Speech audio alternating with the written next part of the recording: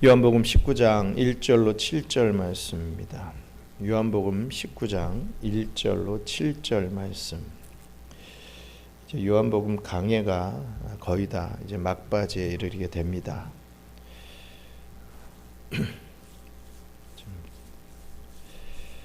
요한복음 19장 1절로 7절 말씀 함께 읽겠습니다. 이에 빌라도가 예수를 데려다가 채찍질을 하더라. 군인들이 가시나무로 관을 엮어 그의 머리에 씌우고 자색 옷을 입히고 앞에 가서 이르되 유대인의 왕이여 평안할지어다 하며 손으로 때리더라. 빌라도가 다시 밖에 나가 말하되 보라, 이 사람을 데리고 너희에게 나오나니 이는 내가 그에게서 아무 죄도 찾지 못한 것을 너희로 알게 하려 함이로라 하더라. 이에 예수께서 가시관을 쓰고 자색 옷을 입고 나오시니 빌라도가 그들에게 말하되 보라, 이 사람이로다 하매 대제사장들과 아랫 사람들이 예수를 보고 소리질러 이르되 십자가에 못 박으소서 십자가에 못 박으소서 하는지라. 빌라도가 이르되 너희가 친히 데려다가 십자가에 못 박으라. 나는 그에게서 죄를 찾지 못하였노라. 유대인들이 대답하되 우리에게 법이 있으니 그 법대로 하면 그가 당연히 죽을 것은 그가 자기를 하나님의 아들이라 함이니라. 아멘. 빌라도는 예수님에게 십자가형을 내릴 만큼 그런 죄가 없다라는 것을 누구보다도 잘 알고 있게 되었습니다. 빌라도는 이 일이 대제사장의 시기심으로 인해 일어난 일이다 라는 것을 짐작하게 되었죠. 그래서 빌라도는 예수님을 풀어주고자 했습니다.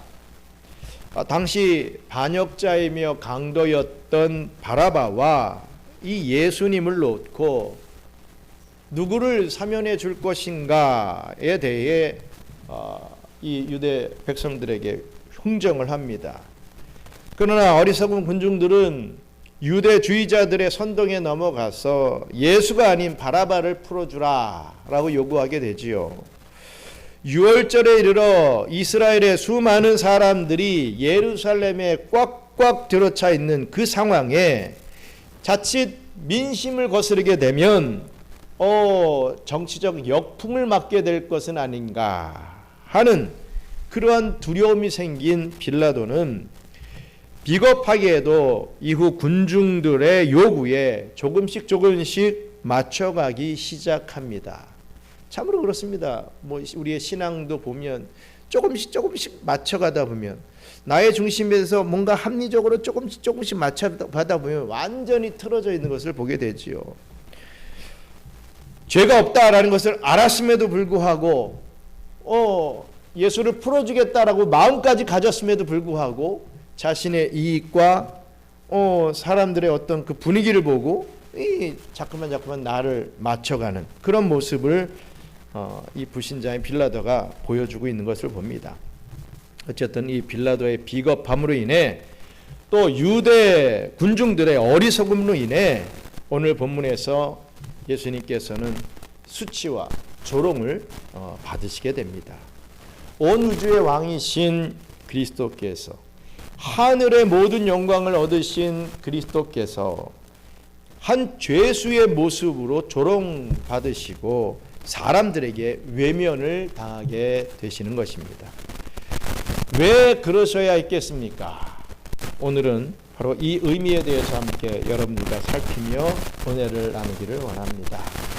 먼저 첫째로 모든 모욕과 수치를 받으신 예수님이시라는 것이죠. 모든 모욕과 수치를 다 우리 주님께서 받으셨다. 요한복음 19장 1절 말씀 함께 읽겠습니다. 이에 빌라도가 예수를 데려다가 채찍질하더라. 아멘. 군중들이 바라바를 유월절 특사로 선택을 하자 빌라도는 예수님을 채찍질했습니다. 보시면 로마의 채찍질은 크게 세 가지 형태가 있다고 합니다. 경고하며 가볍게 때리는 푸스테스라고 하는 이 채찍질이 있고요. 또 십자가 처형과 연관되어 심하게 때리는 플라겔라라고 하는 채찍질이 있다고 합니다. 또 더 심한 베르베라라고 하는 채찍질이 있다고 합니다. 어쨌든 어떤 종류의 채찍질을 했는지는 분명하게 알 수는 없습니다. 하지만 처음에는 문맥상 아무래도 이 빌라도는 경고하며 가볍게 때리는 푸스테스 채찍질을 명령하면서 군중들의 흥분을 좀 가라앉히고 후에 예수를 다시금 어떻게든 석방하려고 했을 것입니다. 본인이 그런 마음을 가지고 있었기 때문에 나름대로 지혜롭게 이렇게 하면 예수를 석방할 수 있지 않겠는가 이렇게 생각하고 계획했을 것입니다. 하지만 그 계획대로 되지가 않자 이후에 십자가형으로 넘겨주면서 이 베르베라라고 하는 심한 채찍질을 맞으신 것으로 추측이 됩니다. 누가는 이런 빌라도의 의도를 잘 기록해 놓았죠. 누가복음 23장 15절 후반부부터 16절까지 같이 읽겠습니다. 보라, 그가 행한 일에는 죽일 일이 없느니라. 그러므로 때려서 놓겠노라. 아멘. 이 사람은 죄가 없다.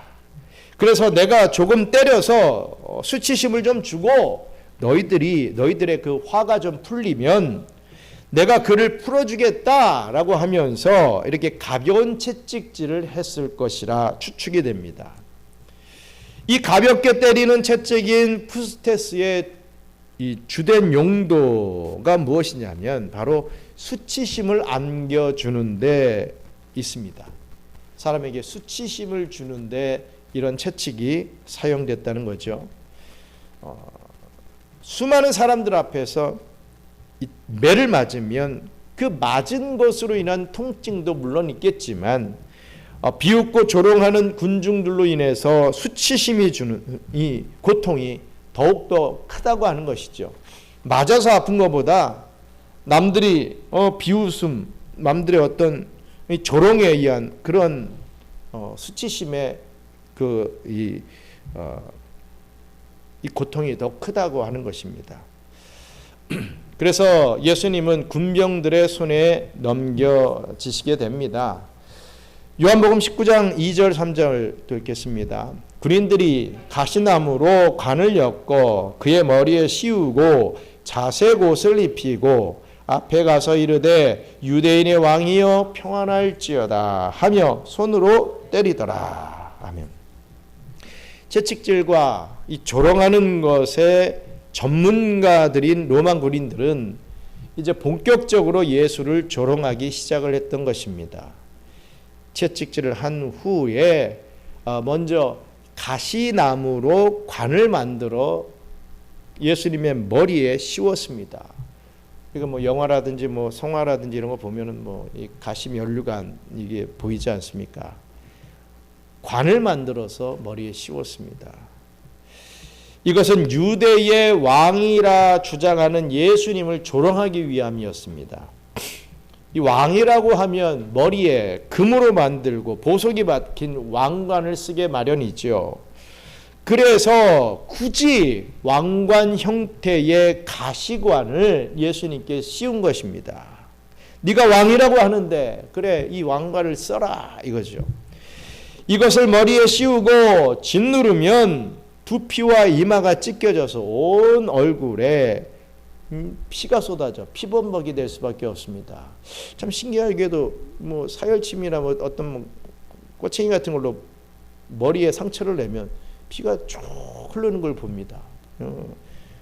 가시가 몇 개가 딱 찔리면 얼굴에 완전히 피범벅이 될 수밖에 없지요. 그런 효과를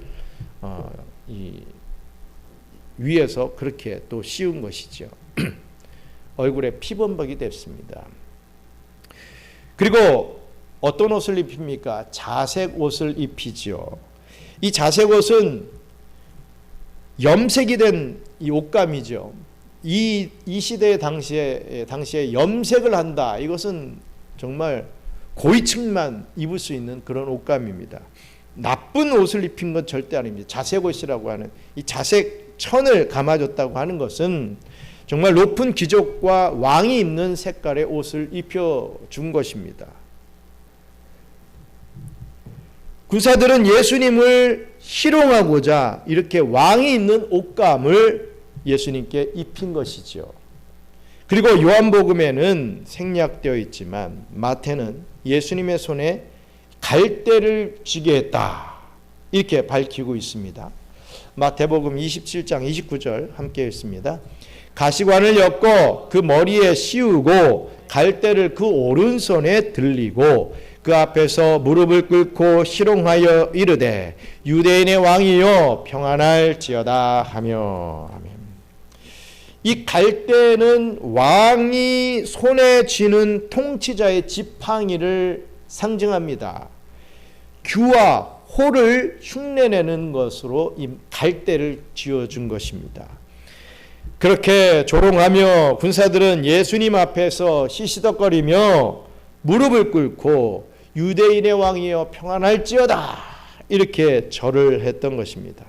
완전히 비아냥거린 것이죠. 조롱한 것입니다.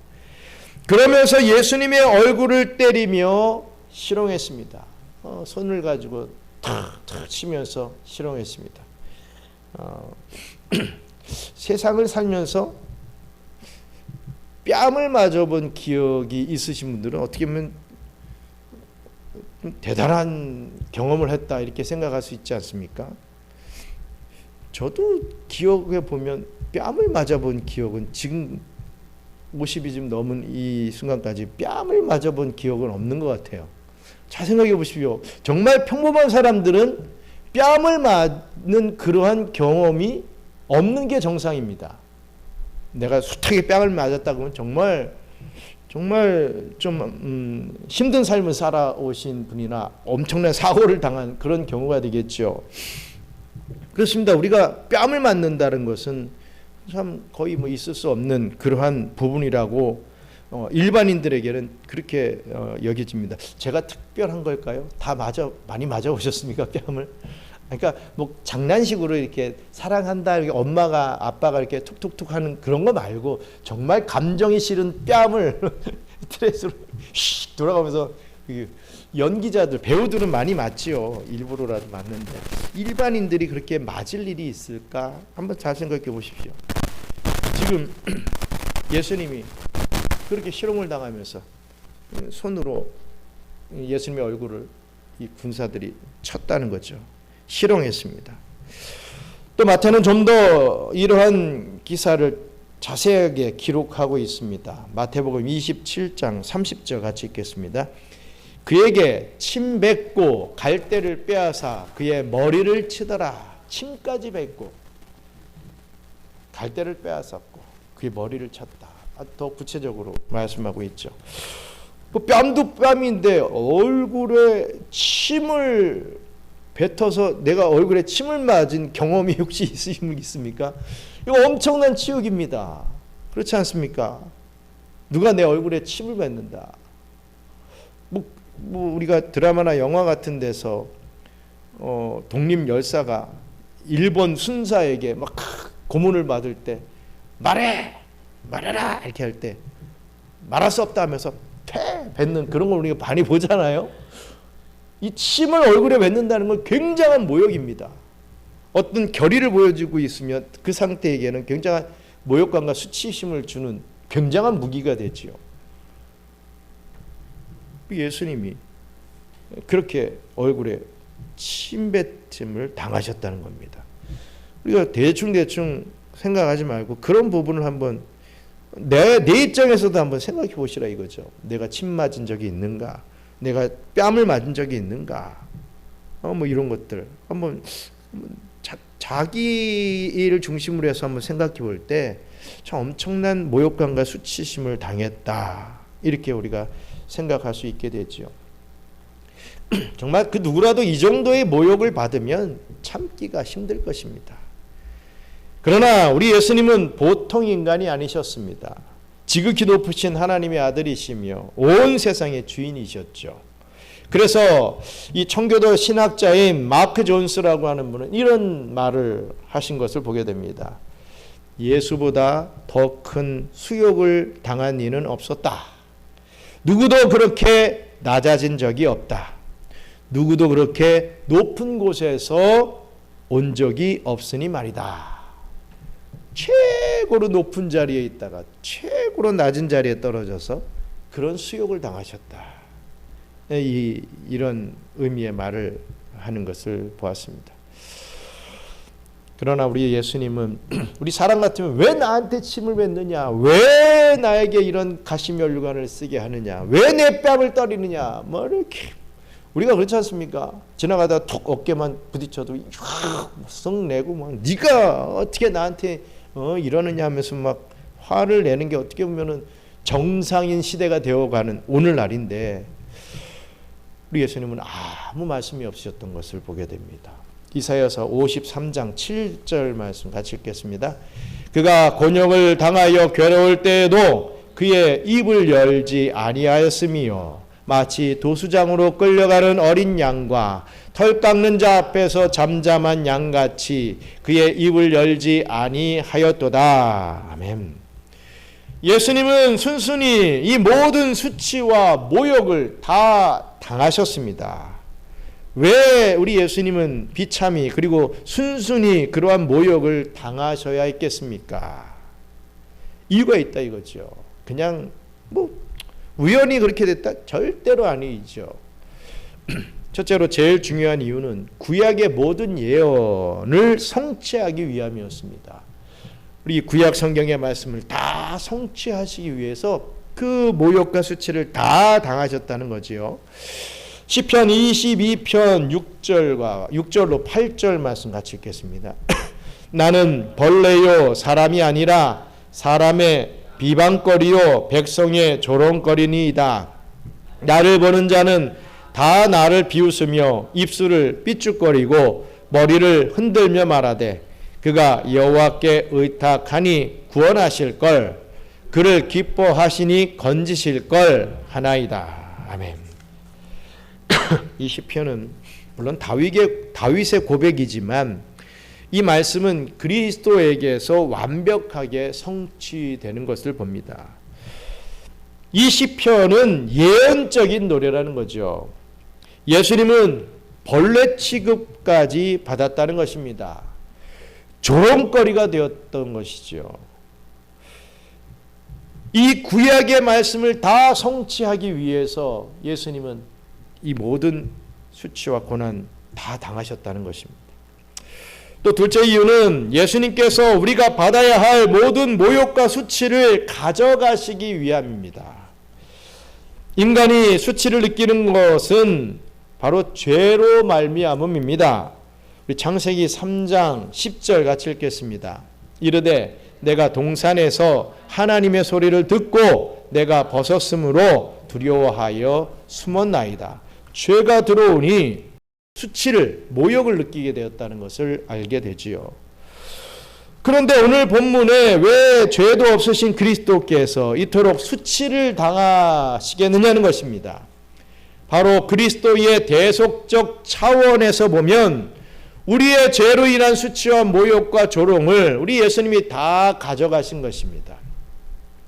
그렇다면 우리가 일상생활에서 겪게 되는 그 모욕과 수치는 과연 무엇이겠습니까? 그것은 우리의 것이 아닙니다. 그리스도 안에 있기 때문에 겪게 되는 것이죠. 그것은 모욕이 아니라 영광이라고 할 수 있습니다. 그리스도 안에 있기 때문에 겪게 되는 그 수치와 모욕은 우리에게 영광이라는 거죠. 그리스도가 내 안에, 내가 그리스도 안에 있다는 증거가 되기 때문에 그렇습니다. 내가 그리스도 예수 믿는 신앙생활 하는데 아무런 걱정 근심 없고 모욕과 수치를 당하지 않는다. 그러면 우리 다시 한번 생각해 봐야 됩니다. 정말 내가 하나님의 택한 백성인가 생각해 봐야 된다는 거죠. 여러분, 절대로 세상 사람들, 믿지 않는 자들이 부자가 되고 사업이 잘 되고 뭐 건강하고 뭐 이런 것들 부러워하지 마십시오. 그들에게 어떤 우환이 없고 환란이 없다고 억울해하거나 부러워하지 마십시오. 다 그 값이 있다 이거죠. 우리에게 지금 살아있을 동안에 잠시 잠깐의 수치와 모욕을 당하고 고통을 당하는 것, 이것을 여러분 주 안에서 당하는 것이라 한다면 영광으로 여길 줄 알아야 할 것입니다. 우리가 겪게 되는 이 모욕당함과 조롱과 수치는 잠깐 이 세상에서 이 모욕과 수치가 얼마나 괴로운 것인가를 알아보기 위한 것뿐이다 라는 것을 알고 두려워하지 마십시오. 우리가 영원히 살아가야 할 저 천국에서는요, 더 이상 이런 모욕과 수치가 없습니다. 하지만 지금 불신자들은 잘 먹고 잘 사는 것 같지만 영원히 지옥에 떨어져서 수치와 모욕과 고통을 당하게 될 것입니다. 여러분, 그것 때문에 결코 부러워하거나 억울해하지 마시기 바랍니다. 여러분, 우리 베드로전서 2장 6절 말씀 같이 또 고백하겠습니다. 성경에 기록되었으되 보라, 내가 택한 보배로운 모퉁이 돌을 시온에 두노니 그를 믿는 자는 부끄러움을 당하지 아니하리라 하였으니. 우리 주님을 믿는 자들은 부끄러움을 당하지 아니할 것이다. 지금 이 땅에서는 잠시 잠깐 우리가 믿는다는 것 때문에 부끄러움을 당할 수 있지만 우리 저 천국에서는 영원한 저 삶에서는 부끄러움이 없다. 왜? 우리가 당해야 할 부끄러움을 우리 예수님이 다 가져가셨기 때문에 가능한 일이라는 것입니다. 셋째로, 우리가 이 땅에서 수치를 당할 때 우리 예수님이 도우시기 위함입니다. 히브리서 2장 18절 읽겠습니다. 그가 시험을 받아 고난을 당하셨은즉 시험 받는 자들을 능히 도우실 수 있느니라. 아멘. 우리가 이 땅에서 모욕과 수치를 당하게 될 때 그리스도께서 우리를 도우신다는 거죠. 그래서 그리스도의 능력으로 흥분하고 분노하기보다는 참고 인내하며 오히려 악한 자를 위해서, 악하다고 생각되는 저 사람을 위해서 기도할 수 있게 되는 것입니다.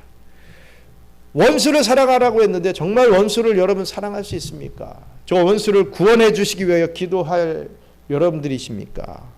어떻게 보면 참 힘든데 그렇게 할 수 있게 만들어 주신다는 거죠. 그리스도께서 내 안에 역사하실 때 그게 가능하게 된다는 것입니다. 사실 교회의 2000년 역사는요, 조롱받는 역사였습니다.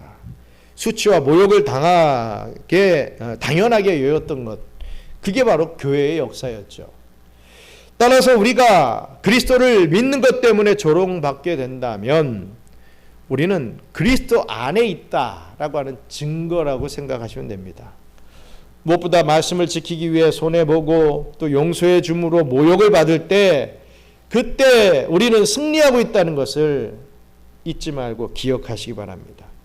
따라서 우리는 표현하자면 영적 맷집을 좀 기를 필요가 있습니다. 뭐가 좀만 오면 아파라, 아이고 푹 쓰러지고 시험 받았다 뭐 하면서 막 푹푹 쓰러지지 말고 권투선들이 막 맞아도 꿋꿋이 가드를 높이고 경기하는 것처럼 우리의 신앙의 삶이라고 하는 것은 영적 맷집을 기르는 삶이다. 뭘 더 잘 공격하고 사람에게 상처 주기 위한 그게 신앙의 삶이 아니라 영적 맷집을 기르는 삶이 신앙생활이다 이겁니다. 여러분, 무시당하지 않으려고, 예수 믿는 것 때문에 상처받지 않으려고 하지 마시기 바랍니다. 그리스도 때문에 모욕을 받아야 할 때 우리는 기꺼이 마다하지 않아야 할 것입니다. 마태복음 5장 11절로 12절 말씀 같이 읽겠습니다. 나로 말미암아 너희를 욕하고 박해하고 거짓으로 너희를 거스러 모든 악한 말을 할 때에는 너희에게 복이 있나니 기뻐하고 즐거워하라. 하늘에서 너희의 상이 큼이라. 너희 전에 있던 선지자들도 이같이 박해하였느니라. 아멘. 나로 말미암아, 예수 그리스도로 말미암아 너희를 욕하고 박해하고 거짓으로 너희를 거스러 모든 악한 말을 할 때 너희는 이렇게 생각하라. 이야, 내가 복을 받고 있구나. 이렇게 생각하라는 것입니다. 여러분 이 말씀대로 삶을 살아가는 저와 여러분들이시기를 간절히 바랍니다. 끝으로 모든 사람에게 우리 예수님은 외면을 당하셨습니다. 요한복음 19장 4절 5절 같이 읽겠습니다. 빌라도가 다시 밖에 나가 말하되 보라 이 사람을 데리고 너희에게 나오나니 이는 내가 그에게서 아무 죄도 찾지 못한 것을 너희로 알게 하려 함이로라 하더라. 이에 예수께서 가시관을 쓰고 자색 옷을 입고 나오시니 빌라도가 그에게 말하되 보라 이 사람이로다 하매. 아멘. 얼굴에 피가 흥건하고 또 채찍을 맞아서 비참한 몰골이 되신 그리스도께서는 이 군중들 앞에서 정말 수치스러운 모습으로 서게 되었습니다. 빌라도는 예수의 무죄함을 잘 알았기 때문에 이 정도의 채찍질과 이 정도의 조롱을 받게 했으면 사람이라면 그래도 좀 누그러지지 않겠는가 이렇게 생각을 했던 것입니다. 그래서 군중들에게 내가 예수를 이렇게까지 신문해 보았지만 이 사람에게 이 사람에게 아무런 죄도 찾을 수가 없었다 이렇게 천명했던 것입니다. 이것이 빌라도의 예수님에 대한 두 번째 무죄 선언이 됩니다. 빌라도는 자기는 의도하지 않았지만 역사 속에서 예수님은 죄가 없다는 것을 증명해 주는 그러한 인물로 사용되었던 것이죠. 그러면서 비참해진 예수의 모습을 보게 하고 보라 이 사람이로다 라고 외쳤습니다. 이 말은 라틴어로 많이 알려져 있죠. 에케 호모라는 말입니다. 에케 호모. 이것은 하나님이신 예수님께서 사람이 되셨다는 것을 알려주는 말입니다. 단순한 사람이 아니라 모든 사람, 모든 인간의 대표가 되셨습니다. 그래서 그분의 모든 삶이 그리고 그 당하신 모든 고난이 모든 인류를 대표해서 이루신 사역이 되는 것입니다. 그리고 빌라도는 또 이렇게 말하는 것과 같습니다. 자, 이 비참한 사람을 좀 봐라. 이 사람이 바로 너희들이 처벌해 주기를 원하는 사람이다. 그러나 이 비참한 사람이 로마의 위협이 된다고 너희들은 생각을 하느냐?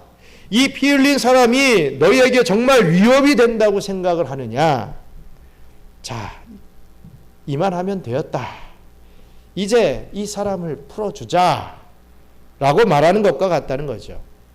그런데 그 말의 반응은 어떤지 한번 보겠습니다. 요한복음 19장 6절 같이 읽습니다.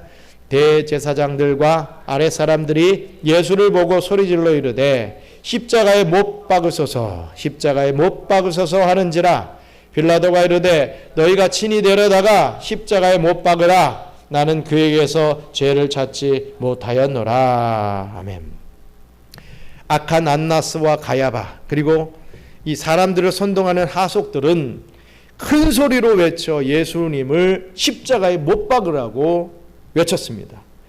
그리고 군중들도 이들에게 선동이 되어 예수를 십자가에 못 박으라고 외치게 됩니다. 우리 마태복음 27장 25절도 한번 있습니다. 백성이 다 대답하여 이르되 그 피를 우리와 우리 자손에게 돌릴지어다 하거늘. 아멘. 참 그렇습니다. 이 군중들은 이렇게 어리석습니다. 쉽게 선동에 넘어가는 게 군중들입니다. 특히 분노의 선동은요 사람들의 이성을 마비시킵니다. 그렇기 때문에 저주와 폭력의 선동에 저와 여러분들은 주의해야 합니다. 많은 사람들이 막 분을 토하고 이건 잘못됐다 막 하는 것에 휩싸이면 안 된다는 거죠. 중심을 잡을 수 있어야 되는 것입니다. 선동하는 자들은 뭔가 홀린 듯 군중들은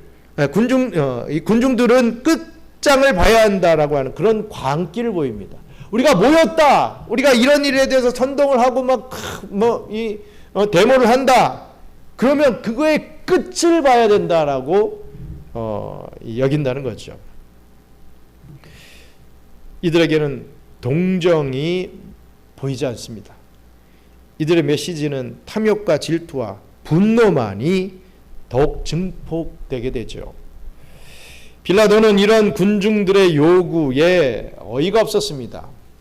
그래서 6절에 나는 이 사람에게서 죄를 발견하지 못하겠으니 그래 너희가 친히 데려다가 십자가에 못 박든지 말든지 알아서 해라 하면서 신경질적으로 대응을 하죠. 그래서 빌라도의 예수님에 대한 이 세 번째 무죄 선언이 나오게 되는 것입니다. 성경은요, 세 번에 걸쳐서 예수님의 무죄성을 천명합니다. 이 빌라도를 통해서 말입니다. 즉 당시 세상에 가장 큰 권위 있는 이 로마의 재판장에서 예수님은 세 번에 걸쳐 무죄성을 선언하게 하므로 예수님께서 자기 죄 때문에 십자가에 달리시는 것이 절대로 아니라는 것을 명명백백하게 알려주고 있는 것입니다. 그러나 군중들의 요구는 잦아들지 않았죠. 요한복음 19장 7절 같이 있습니다. 유대인들이 대답하되 우리에게 법이 있으니 그 법대로 하면 그가 당연히 죽을 것은 그가 자기를 하나님의 아들이라 함이니라. 아멘. 군중들은 자신들의 법으로 하면 예수는 당연히 사형이다 라고 이렇게 대답을 합니다. 그 제목이 예수님 스스로 자기가 하나님의 아들이라고 했다라고 하는 것이죠. 실제로 예수님은 하나님과 자신이 하나라고 말씀했습니다. 사실 이 말씀이 유대주의자들에게 있어서 귀에 가시 같은 말씀이었던 것입니다.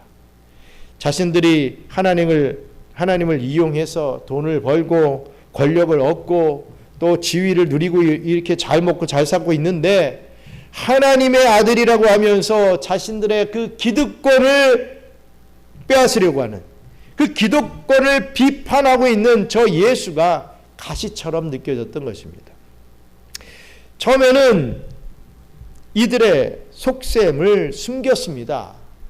그래서 예수를 반역자라며 빌라도에게 고소했던 것이죠. 자기들에게 책임이 없게 하려고 로마의 법정에 와서 빌라도를 통해서 예수를 죽게 만들려고 했던 것입니다. 그런 속셈을 숨겼다는 거죠. 하지만 이것이 예수를 고소한 궁극적인 이유였고 십자가에 매달라고 하는 결정적인 목적이었습니다. 그러나 이것은 어디까지나 유대법으로 연결해야 할 문제였습니다. 이 빌라도가 이 종교 문제까지 재판할 그런 명목과 의무는 없었던 거지요. 그러나 빌라도 역시 자신의 어떤 정치적인 위치를 지키기 위해서 비겁하게도 불법적으로 유대 지도자, 유대 군중들과 이렇게 타협하게 되는 것입니다. 그래서 그리스도께서는 외면당하신 것입니다. 사랑하는 제자들에게도 외면을 당하고 빌라도에게도 외면을 당하고 자신이 사랑을 베풀던 군중들에게도 이렇듯 외면을 당하셨던 것을 봅니다. 그리고 나중에도 살펴보겠지만 성부 하나님에게까지 외면을 당하시는 모습을 보게 됩니다. 그래서 예수님은 정말 이 땅에서 철저한 외로움을 느끼셨던 분이셨습니다. 예수님이 당하시는 이 외면은 과연 어떤 의미가 있겠습니까? 이것도 앞에서 살폈듯 이 조롱과 모욕과 같은 그런 맥락에서 볼 수 있습니다. 우리의 외로움을 가져가시고 우리에게 외면당하지 아니하시는 함께함의 은총을 주시기 위함이었다는 것이죠. 우리에게 있는 외로움을 가져가셔서 너희들은 외롭지 않다, 나와 함께한다 라고 하는 그 은총을 주시기 위함이었다는 것입니다. 임마누엘, 하나님이 우리와 함께 하십니다. 정말 끝까지 함께 하십니다 라고 하는 그 믿음을 갖게 하기 위해서. 그래서 우리 믿는 자에게는 영적인 외로움이라는 것은 절대로 있어서는 안 됩니다. 원칙적으로 나는 외로워요, 난 시험 받았어요, 이런 부분들이요 원칙적으로는 없어야 되는 거예요, 성도에게 있어서는. 그런데 다 보면 힐링 목회다 하면서 시험 받은 자, 아픈 자들을 위해서, 마음이 상처 있는 자들을 위해서 어떤 교회는 뭐 치유 집회라 그러나 뭐 그런 것도 뭐 하더라고요. 근데 원칙적으로는 없어야 됩니다. 외로움이란 게 없어야 돼요. 하지만 있죠. 우리 믿는 자들이 다 그걸 갖고 있어요. 원칙적으로는 없어야 되는데 갖고 있다라고 하는 거예요. 이게 뭐가 잘못된 것이겠습니까? 있는 게 잘못된 겁니까? 없는 게 잘못된 겁니까? 우리가 생각해 볼 수 있어야 되는 것입니다. 원칙적으로는 우리에게, 믿는 자에게는 영적인 외로움이란 있어서는 안 됩니다. 왜? 예수님이 다 그 외로움을 가져가셨기 때문에, 대신 짊어지시기 때문에 말입니다. 그래서 우리가 그 어떤 외로움을 겪을 때 예수님은 그것이 얼마나 힘든 것인지 잘 알고 계시면서 우리를 찾아오셔서 우리를 위로하신다는 것이죠. 사람의 위로가 아닌 우리 주님의 위로를 우리가 받게 된다는 겁니다. 그리고 우리와 함께 하시며 우리를 결코 떠나시지 아니하십니다. 우리를 끝까지 사랑해 주십니다. 또 우리에게는 교회 공동체가 있죠. 교회를 통해서 서로 기도합니다. 서로 교제를 나눕니다. 서로 섬겨줌을 통해서 이 교회라고 하는 것은요, 이 외로움이 비집고 들어와서는 안 되는 그러한 공동체가 되어야 되는 것입니다. 그런데 말씀드렸다시피 오늘날 우리는 너무 외롭습니다. 군중 속의 외로움이라고 하죠. 같이 있는데도 좀 외로움을 느껴요. 신기합니다. 왜 우리의 신앙생활에, 믿는 자들의 신앙의 삶에 외로움이라는 게 있게 되겠습니까? 뭐 여러 가지가 있겠지만 우리가 서로를 외면하기 때문에 그런 것을 느낀다는 거죠. 내일이 아니냐면 뭐 관심도 갖지 않는 경우들이 참 많습니다. 솔직히 서로를 위해 기도 안 합니다. 그렇지 않습니까? 우리가 내가 남을 위해서 얼마나 많이 기도를 하고 있는가 한번 우리가 생각해 보시기 바랍니다. 정말 내 가족, 내 뭐 어머니 아버지 뭐 이 정도까지는 기도를 많이 해도 정말 남을 위해서 시간을 들이며 정말 집중해서 기도하는 것이 얼마나 있는지 우리가 한번 생각해 봐야 됩니다. 솔직히 서로를 위해서 기도하지 않는다는 거죠. 내가 외면하기 때문에 내가 외로워지는 겁니다. 참 다가가기 힘든 세상이 되어버렸죠. 그러나 사도 바울은요, 그런 우리에게 이러한 권면을 해주고 있습니다. 로마서 12장 10절 말씀 같이 읽겠습니다. 형제를 사랑하여 서로 우애하고 존경하기를 서로 먼저 하며, 서로 하며 이란 이 얘기해라. 서로 먼저 하며, 먼저 하려고 막 애쓰는 모습이 있어야 된다. 네가 나를 존경하고 존중하면 나도 하겠다. 이거는 안 됩니다. 먼저 섬기려고 하고, 먼저 우애하고, 먼저 존경하는 그런 모습을 먼저 보여주는 게 진정한 크리스찬이라는 거죠. 저 사람이 나한테 잘하네? 그래, 나도 뭐 요 정도는 해줄게. 저 사람이 나한테 못하네? 두고 보자. 내가 언젠가 기회가 되면 반드시 어떻게든 내가 귓방망이라도 쳐줘야지. 막 씩씩거리면서 분해하고. 세상 살다 보면 그런 사람들이 있어요. 아무것도 아닌 일에 막 관해하고 분해하고, 뭐 사람을 대상으로 막 죽이느니 살리느니 막 그런 사람들이 있더라고요. 참 신기하고 놀랐습니다. 우리는 그러지 말아야 된다는 거죠. 먼저 존경하고 사랑하고 우애하기를 먼저 보여줄 수 있어야 된다. 사도 바울이 성경을 통해서, 우리 로마서 말씀을 통해서 그렇게 증거하고 있습니다.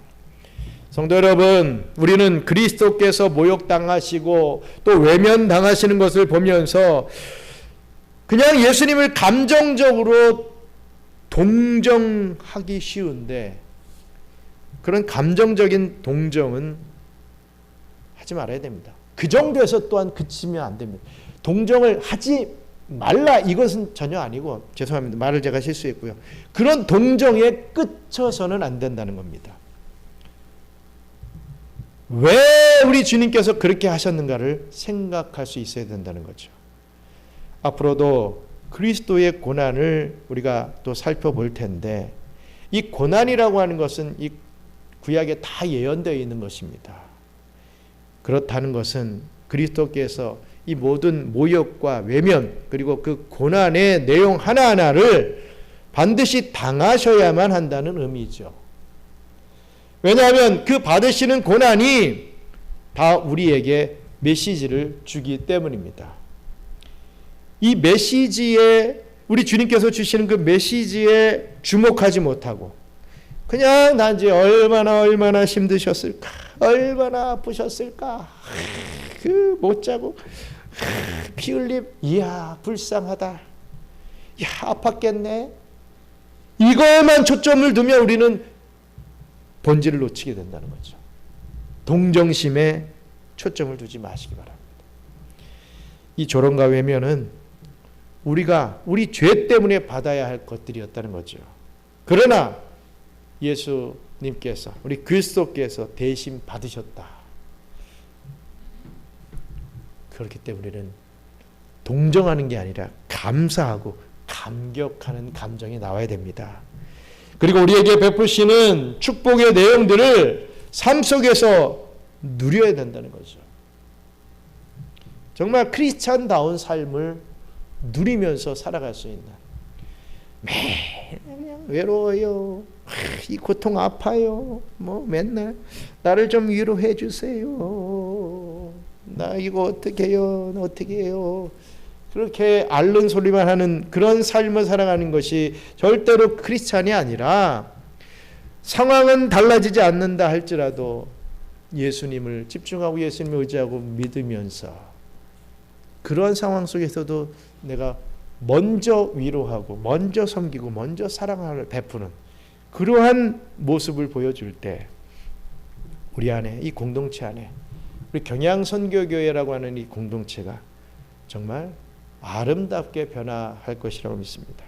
날 좀 봐주세요, 나 이렇게 아파요, 맨날 그렇게 앓는 소리만 하는 것이 아니라 나보다 더 아픈 자들을 돌아볼 수 있고, 또 정말 하나님 앞에 저렇게 또 축복받는 자들을 바라보면서 저 사람은 어떻게 저럴 수 있을까를 또 묵상하면서 저 사람에게는 이러한 모습이 있기 때문에 나의 지금 삶과는 좀 다르구나, 도전을 받고 또 앞으로 나가고 정진하는 그런 삶을 살아야 되지 않겠습니까? 항상 감사하고 감격이 넘치는 그런 복된 삶을 살아드리는 저와 우리 경양의 성도님들 되시기를 주님의 이름으로 축원합니다. 기도하겠습니다. 여러분, 맨날 우리가 우리 상황 들어보면 너무 안타깝고 참 그렇습니다. 하지만 정말 우리 자신이 앓는 소리만 하고 맨날 다고다고 나에게 위로를, 나에게 물질을, 나에게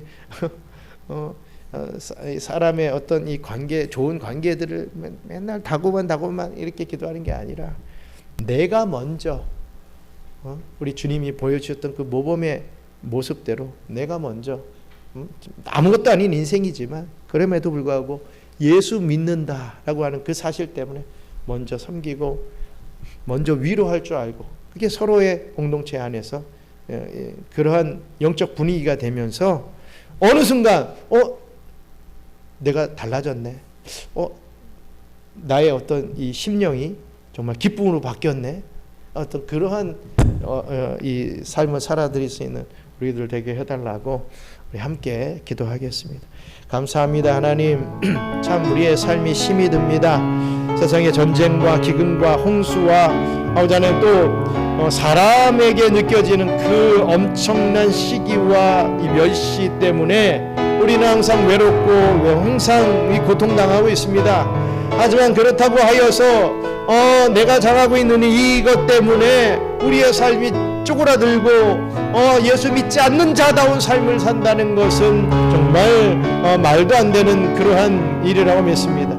아버지 하나님, 예수 믿는 자다운 삶, 우리 예수님이 그 고통을 다 알고 계시고 또 다 가져가시고 우리의 모든 것을 다 도와주시는 우리 주님이 계시기에 그 주님을 믿고 우리가 선포하는 삶을 살아갈 수 있게 도와주시고, 아버지 하나님, 나보다 더 어려운 자들을 위하여 베풀고 또 섬기며 또 존중하며 나갈 때 우리의 삶이 어떠한 변화를 이루게 되는지도 체험할 수 있도록 역사하여 주시옵소서.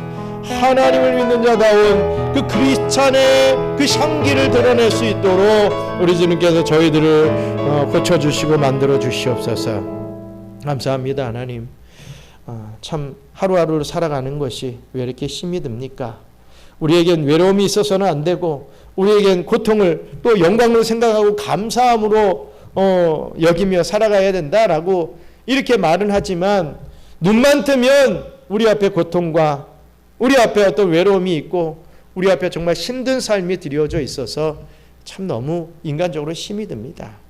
하지만 분명한 것은 그것을 다 우리 주님께서 가져가시고 우리의 죄로 인하여 파생되는 모든 것을 우리 주님께서 다 짊어지시고 또 우리를 이 땅에서 또 도와주신다라고 하는 것, 그 도움을 주시는 우리 주님 앞에 우리가 기도하며 나아갈 때 반드시 이 모든 것이 다 선하게 이 역사가 되어서 또 우리가 하나님 앞에 귀하게 쓰임받는 또 기쁨으로 삶을 살아갈 수 있는 감사와 감격이 넘칠 수 있는 그러한 크리스찬이 될 줄 믿고 간절히 바라며 기도하고 있사오니 그 기도에 응답해 주시고 아버지 하나님 오늘보다 내일보다는 모레가 더 감사와 감격이 넘치는 우리들의 삶이 될 수 있도록 축복해 주시옵소서. 이번 주에 또 반을 살았습니다. 앞으로 반이 남아 있는데 우리 주일에 주님의 전에 올라오기까지 많은 또 준비와 또 열매를 가지고 주님 앞에 나올 수 있게 도와주시고 또 마음을 활짝 열고 이번 주일에는 무슨 말씀으로 나에게 은혜를 주실까라고 준비하며 나올 수 있는 모든 경향의 성도들 다 되어서 말씀에 은혜 받고 이번 주보다 다음 주 더 크게 승리하는 믿음의 삶을 살아드릴 수 있도록 역사해 주시옵소서. 감사를 드리며 모든 말씀 예수님 이름으로 기도드리옵나이다. 아멘. 주기도문으로 마치겠습니다. 하늘에 계신 우리 아버지여, 이름이 거룩히 여김을 받으시오며 나라가 임하시오며 뜻이 하늘에서 이룬 것 같이 땅에서도 이루어지이다. 오늘 우리에게 일용할 양식을 주시옵고 우리가 우리에게 죄 지은 자를 사하여 준 것 같이 우리 죄를 사하여 주시옵고 우리를 시험에 들게 하지 마시옵고 다만 악에서 구하옵소서. 나라와 권세와 영광이 아버지께 영원히 있사옵나이다. 아멘.